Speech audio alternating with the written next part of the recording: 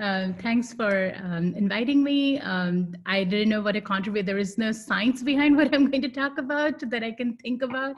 But it's a great segue from what Seth said about the starting a new year and remembering. I remember, the Yom Kippur, which is, today, starting today evening in Syracuse with my friends, where they would come and knock at my door and say, hey, we apologize to you for the things that we did last year, and there was this whole day of contemplation of apologizing to people for either consciously or even unconsciously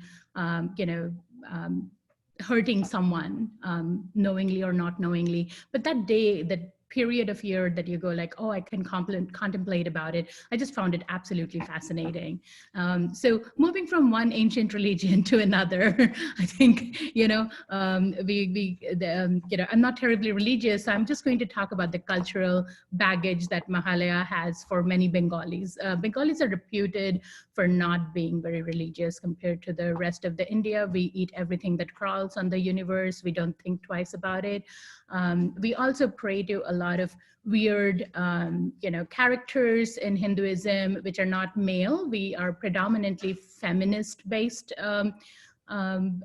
background. So all our gods are actually goddesses. So this is, the Mahalaya is the end of 15 days of when you think about your ancestors, and we pray for their spirits. So when I was thinking of Mahalaya, I was thinking about the movie Coco. So if you guys have seen the movie Coco, where the Day of the Dead and then the ancestors come to visit. So the day before, the Mahalaya is the day of the new moon, or we call it no moon, right? So it's no moon, Amavasya. Every 14 days, as you know, the moon disappears, and then every 14 days, the moon is full moon.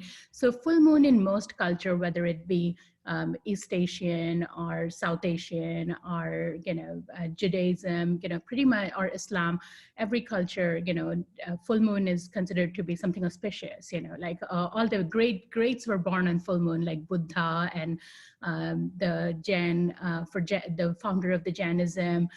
So many greats were considered to be born on full moon, whereas the day of the no moon is considered to be the day when tidal waves are strong. You're not supposed to, you have to restrict your food, you're supposed to fast, a whole bunch of things.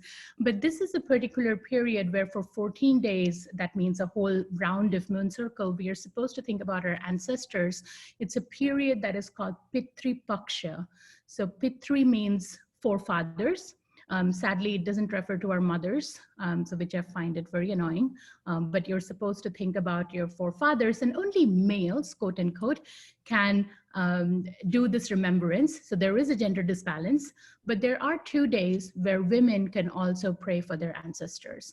And the day of Mahalaya is the day that is one such day. So it's the last day of the festival. Most of us forget to think about our forefathers for the 15 days. None of us actually pray or do anything. But the Mahalaya has been the day at early morning at 4:30, my parents would turn on the radio, and the All India radio would blare these chants, which were chants of the next Paksha, which is called Devi Paksha. So you finish the Pitri Paksha, is the last day of remembering your forefathers.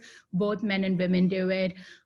Anybody can think about their ancestors, and that's the last day. And then you say this evil period of thinking about death is gone, and now we think about the power of women. So Devi means women, and now it's the mother's period, which is very positive. So Pitri Paksha is considered to be negative.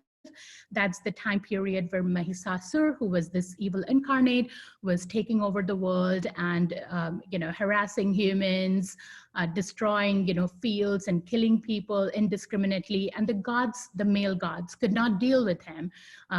And then they decided, okay, this is beyond our realm. We need to call the mother goddess because she is far more powerful than any of the three Trinity put together. So that's when the Devi Paksha is called into play, and the mother, who is the Durga, one of the manifestations of the Devi is Durga, and she comes in with 10 hands. The 10 hands represent different weapons and also non-weapons, such as one of the things that she carries is a conch to blow the sign of peace. So she has these, she supposedly is supposed to have 10 hands.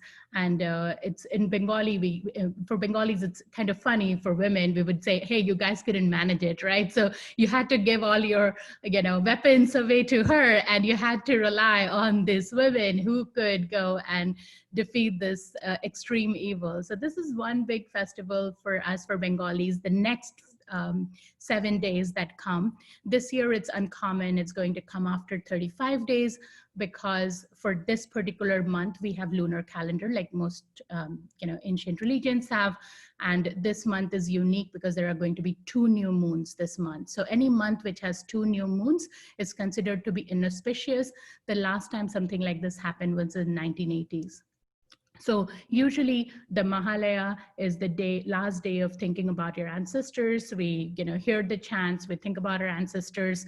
You make some food and put it in leaves, banana leaves, or, I use fig leaves from my garden, and then we put it outside and we wait for crows to come, because the idea is that as on this day, the ancestors come down to earth, they get this exit pass, just like in movie Coco, and then they come down to earth and they see if people are remembering them. And if they don't remember them, then they feel very disappointed and they go back disappointed. So the idea is that this is the day you remember your ancestors, and they come in form of crows, and then the crows will come and eat your food. And then you go like, oh yes, my dead ancestors have visited, they've eaten the food, and then they have gone. That's the, everything is symbolism and representation, right? I mean, the symbols and representations are just our ways of making things easier. What matters is that there is very common connectivity between different cultures. And I know when I saw the movie Mulan and they're praying to their ancestors, I was like, that's what they do on my side. We don't pray to gods before our wedding, we pray to our ancestors. So pretty much all cultures have this concept of remembering your ancestors and asking their permission before you do something new. So just like as Seth said, for us, it's very similar. We are remembering our ancestors and we're starting a new period, which is good period, which is a period of strength and period of women power. But we have, apologized to our ancestors, thought about them once a year, and fed their spirits. So I don't have much else to say, except I thought I'll just play a few seconds of the All India Radio thing that we all would hear all around the India at 4:30 in the morning. What was interesting is that his voice was so sonorous. There is nothing unique about this gentleman who sang this in 1960s or something like that. And the gentleman who put the music to it, they both did it in 1960s, but because it used to come annually on radio, that I think in 1970s or late 1960s, they changed, instead of this gentleman, his name was Birendra Krishna Bhadra. Instead of Birendra Krishna Bhadra doing the sonorous chants, they decided, oh, we'll call a very famous actor who is very famous thespian. He was very famous in the Shakespeare circuit. And they called him Uttam Kumar. He was Heartthrob of Bengal. And they asked him to read it.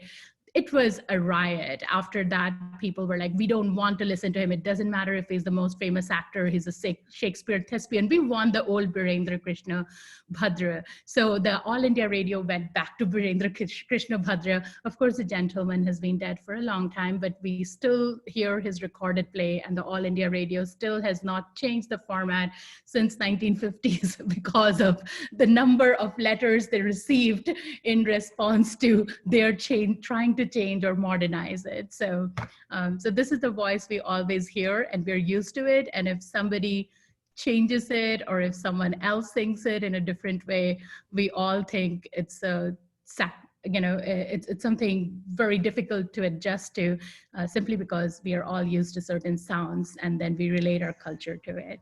So I just thought I'll play it. So